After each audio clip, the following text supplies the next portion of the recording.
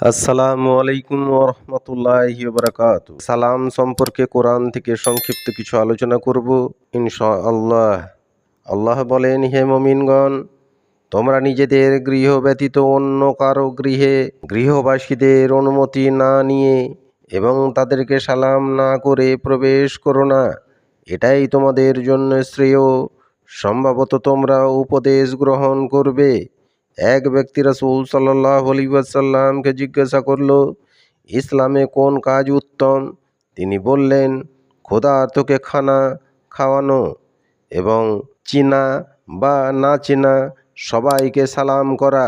রাসূলুল্লাহ সাল্লাল্লাহু আলাইহি ওয়াসাল্লাম বলেছেন, এক মুসলমানের উপর অপর মুসলমানের 6টি হক। যখন সে রোগে আক্রান্ত হয় তখন তার সেবা করবে। সে মৃত্যুবরণ করলে তার জানাজা ও দাফন কাফনে উপস্থিত থাকবে। দাওয়াত করলে তা গ্রহণ করবে। সাক্ষাৎ হলে তাকে সালাম দেবে। হাঁচি দিলে তার জবাব দেবে এবং উপস্থিত বা অনুপস্থিত উভয় অবস্থায় তার জন্য কল্যাণ কামনা করবে। রাসূল সাল্লাল্লাহু আলাইহি ওয়াসাল্লাম বলেছেন, তোমরা জান্নাতে প্রবেশ করতে পারবে না যতক্ষণ না তোমরা ঈমান গ্রহণ করবে, আর তোমরা ঈমানদার হতে পারবে না যতক্ষণ না তোমরা পরস্পরকে ভালোবাসবে। আমি কি তোমাদেরকে এমন কথা বলে দেব না যা করলে তোমাদের পারস্পরিক ভালোবাসা বৃদ্ধি পাবে? তোমরা পরস্পরের মধ্যে সালামের প্রচলন করবে। রাসূল সাল্লাল্লাহু আলাইহি ওয়াসাল্লাম কতিপয় বালকের নিকট দিয়ে গমন করলেন এবং তাদেরকে সালাম করলেন। রাসূল সাল্লাল্লাহু আলাইহি ওয়াসাল্লাম বলেন, তোমরা রাস্তার উপর বসা হতে নিজেকে বাঁচিয়ে রাখো। সাহাবীগণ বললেন, হে আল্লাহর রাসূল সাল্লাল্লাহু আলাইহি ওয়াসাল্লাম, আমাদের তো রাস্তার ওপর বসা ব্যতীত আর কোনো জায়গা নেই, কারণ তথায় বসে আমরা প্রয়োজনীয় কথাবার্তা সমাধান করি। তিনি বললেন, যদি তোমরা তথায় বসতে একান্তই বাধ্যই হও তবে রাস্তার হক আদায় করবে। তারা জিজ্ঞাসা করলেন, ইয়া রাসূলাল্লাহ, রাস্তার হক কি? তিনি বললেন, চক্ষু বন্ধ রাখা, কাউকে কষ্ট না দেওয়া, সালামের জবাব দেওয়া, ভালো কাজের আদেশ করা এবং খারাপ হতে নিষেধ করা। রাসূলুল্লাহ সাল্লাল্লাহু আলাইহি ওয়াসাল্লাম বলেছেন, সেই ব্যক্তি আল্লাহর নিকট অধিক প্রিয় যে প্রথমে সালাম করে। নবী করিম সাল্লাল্লাহু আলাইহি ওয়াসাল্লাম কতিপয় মহিলার নিকট দিয়ে গমন করলেন এবং তাদেরকে সালাম করলেন। রাসূলুল্লাহ সাল্লাল্লাহু আলাইহি ওয়াসাল্লাম বলেছেন, যখন তোমাদের কারো কোনো মুসলমান ভাইয়ের সাথে সাক্ষাৎ হয় তখন সে যেন তাকে সালাম করে। অতঃপর যদি তাদের উভয়ের মধ্যখানে কোনো বৃক্ষ, প্রাচীর কিংবা পাথরের আড়াল পড়ে যায়, পরে পুনরায় যখন সাক্ষাৎ হয় তখনও যেন আবার সালাম করে।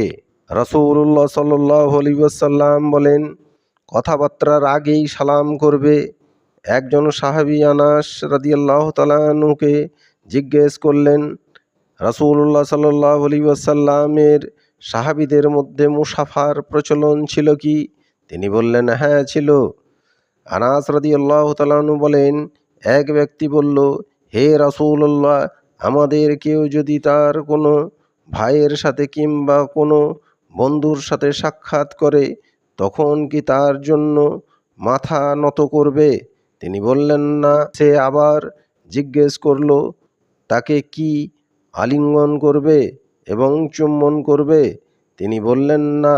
সে পুনরায় জিজ্ঞেস করল, কি তার হাত ধরে তার সাথে মুসাফা করবে? তিনি বললেন, হ্যাঁ। রাসূলুল্লাহ সাল্লাল্লাহু আলাইহি ওয়াসাল্লাম বলেন, হে মানুষ, তোমরা পরস্পরে সালামের প্রচলন করো এবং দুস্থ গরিবকে খাদ্য প্রদান করো, আর মানুষ যখন ঘুমিয়ে থাকে তখন সালাত আদায় করো, তাহলে তোমরা নিরাপদে জান্নাতে প্রবেশ করবে।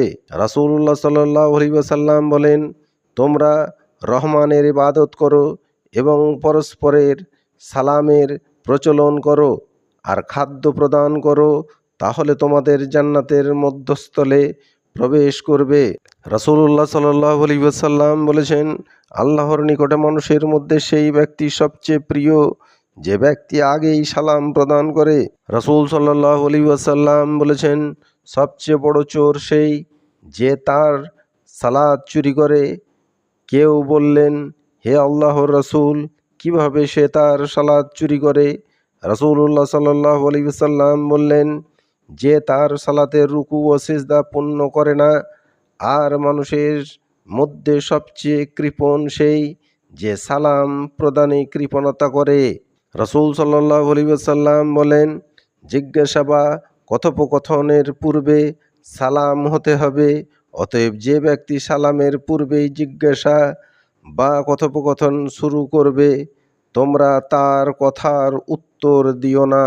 অন্য এক বর্ণনায় রাসূল সাল্লাল্লাহু আলাইহি ওয়াসাল্লাম বলেছেন, যে ব্যক্তি প্রথমে সালাম প্রদান না করে তাকে তোমরা কথা বলার বা প্রবেশের অনুমতি দিও না। অত্র হাদিসগুলি দ্বারা স্পষ্টরূপে প্রমাণিত হয় যে কথা বলার পূর্বে অথবা কোনো স্থানে বা বাড়িতে প্রবেশের পূর্বে সালাম প্রদান করা জরুরি। আসসালামু আলাইকুম ওয়া রাহমাতুল্লাহি ওয়া বারাকাতুহু।